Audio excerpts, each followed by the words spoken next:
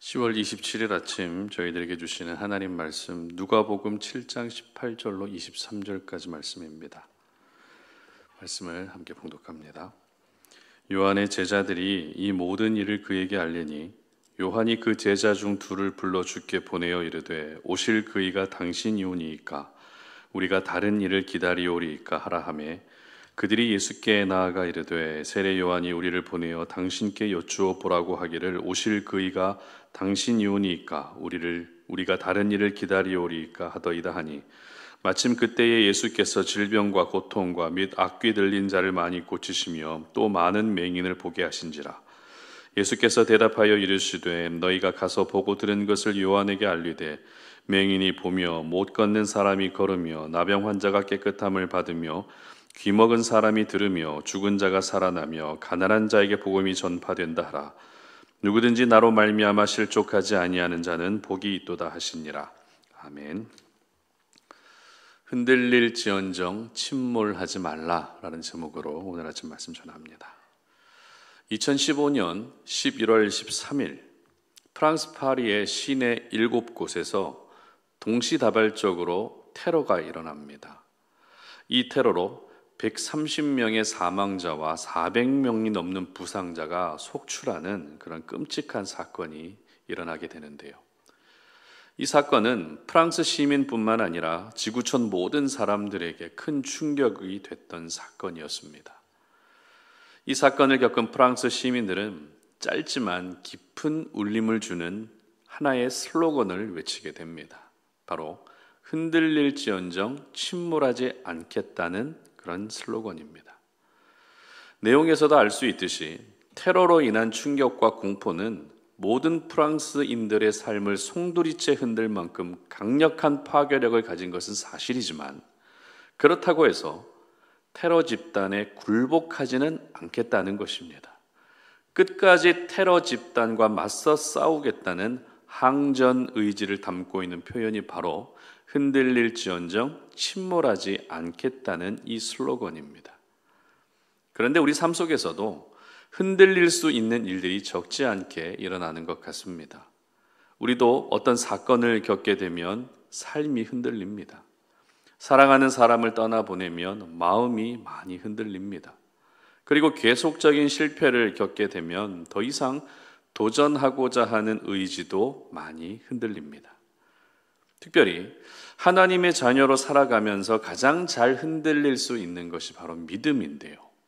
신앙생활을 할수록 우리의 믿음이 더 견고해지면 좋겠지만 신앙 안에서 겪는 크고 작은 일들은 오히려 하나님을 향한 믿음이 더욱 흔들리게 할 때가 많은 것 같습니다.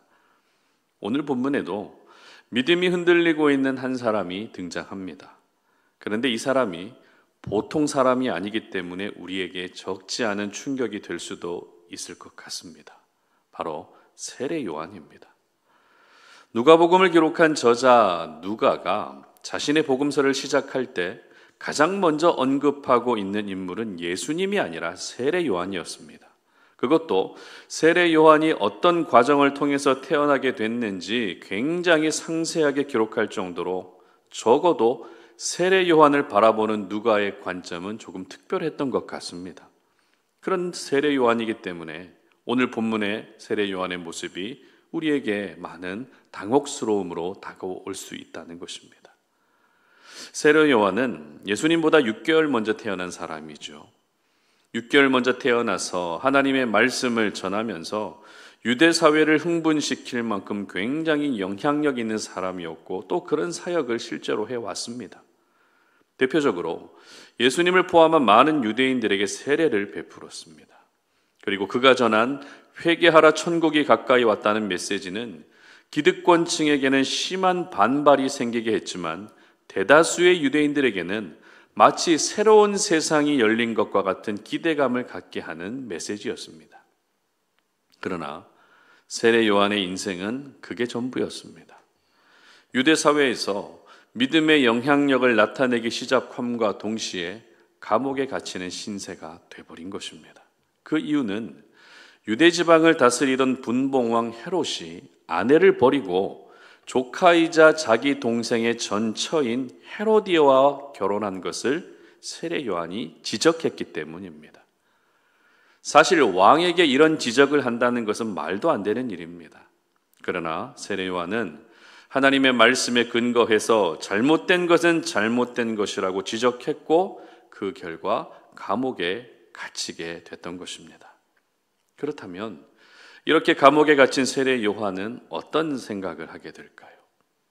믿음이 좋은 사람이기 때문에 그래, 내가 할 일은 여기까지고 이제 여기서 순교하면 되겠다라고 모든 상황을 받아들이고 있었던 것일까요? 아쉽게도 그렇지 않습니다.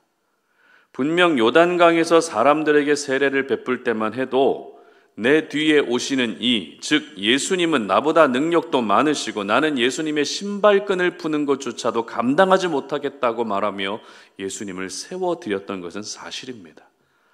그러나 이 당시 세례 요한이 예수님에 대해서 가지고 있었던 생각의 방향은 여느 유대인들과 크게 다르지 않았습니다.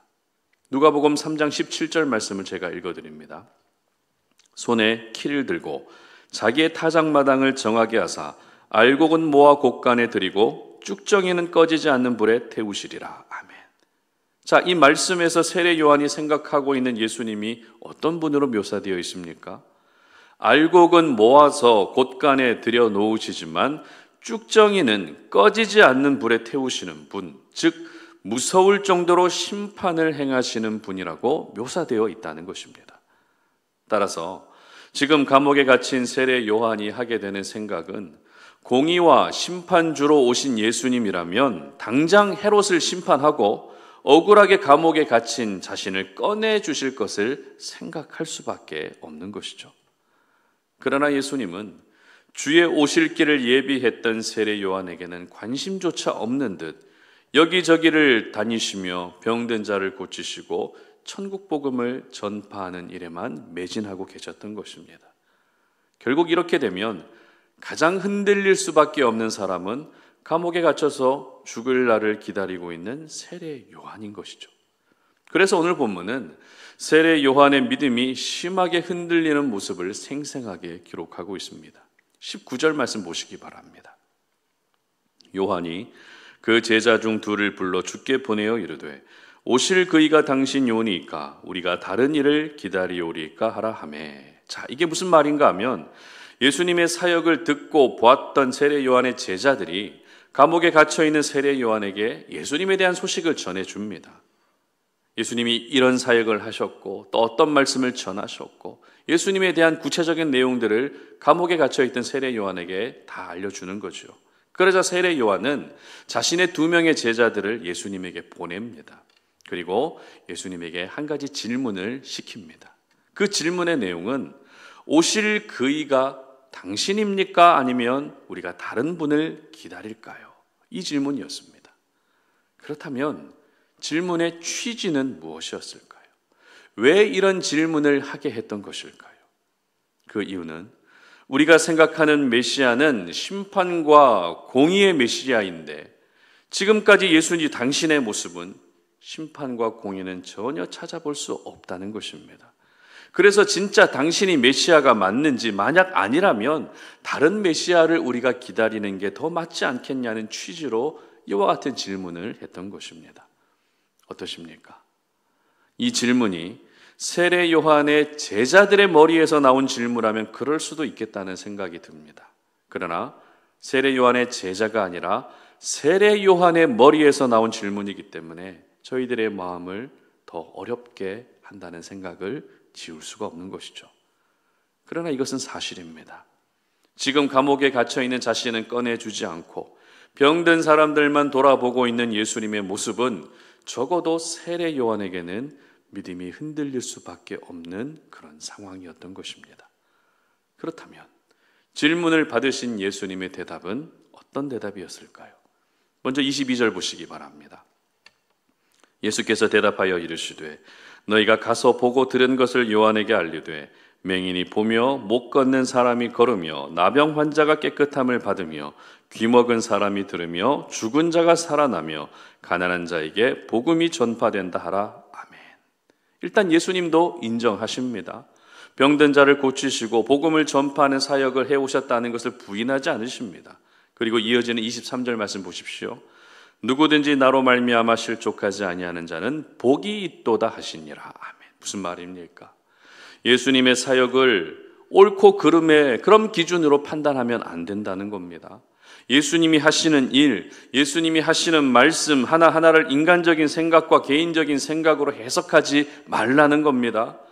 만약 예수님의 사역을 옳고 그름의 기준으로 판단하고 예수님의 일하심과 말씀을 인간적이고 개인적인 생각으로 해석하게 되면 결국 실족하는 일만 생기게 된다는 것입니다. 그래서 누구든지 나로 말미암아 실족하지 않아야 복이 있다고 말씀하셨던 것입니다. 즉 예수님은 지금 감옥에 갇혀있는 세례 요한의 모습이 마치 예수님으로 인해 실족한 사람으로 보여졌고, 그렇기 때문에 더더욱 실족하지 말라는 뜻으로 이와 같이 말씀하신 것입니다. 그렇다면 저희들은 어떨까요? 세례 요한도 예수님을 의심했고 실족해서 넘어질 정도라면 저희들은 더 많이 의심하고 더 많이 실족하지 않겠습니까? 그렇게 실족할 일도 아닌데 하루에도 몇 번씩 실망하고 실족하는 모습이 전혀 없다라고 장담할 수 있는 사람은 아마 아무도 없을 겁니다. 그러므로 내 믿음이 흔들릴지언정 침몰하는 일은 절대 없어야 됩니다. 믿음이 흔들릴 수는 있지만 완전히 가라앉아 버리는 일은 절대 일어나지 않게 해야 된다는 것입니다. 특별히 실족한 상태에 있던 세례 요한에게 예수님이 하셨던 말씀이죠. 어떤 경우에라도 나로 인해 실족하지 않아야 복이 있다는 이 말씀을 오늘 하루 살아가시면서 여러분 꼭 기억할 수 있었으면 좋겠습니다. 여러분, 우리 하나님은 내가 어떤 상황에 놓여 있는지, 어떤 고민을 가지고 있는지, 어떤 괴로움 속에 살아가고 있는지 다 알고 계십니다. 세례 요한이 감옥에 갇혀 있는 것도 알고 계시고 인생의 많은 문제에 둘러싸여 겨우 숨만 쉬고 있는 우리의 상황도 다 알고 계십니다.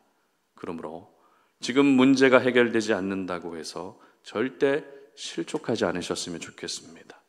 흔들릴지언정 침몰하지 않겠다는 굳은 의지와 결심으로 지금의 상황을 잘 버티고 이겨낼 수 있었으면 좋겠습니다. 그래서 침몰하지 않는 여러분의 믿음, 가라앉지 않는 여러분의 믿음이 결국 하나님의 큰 역사를 경험하는 소중한 통로가 될 수 있으시기를 주님의 이름으로 축복합니다. 함께 기도하겠습니다. 하나님 감사합니다.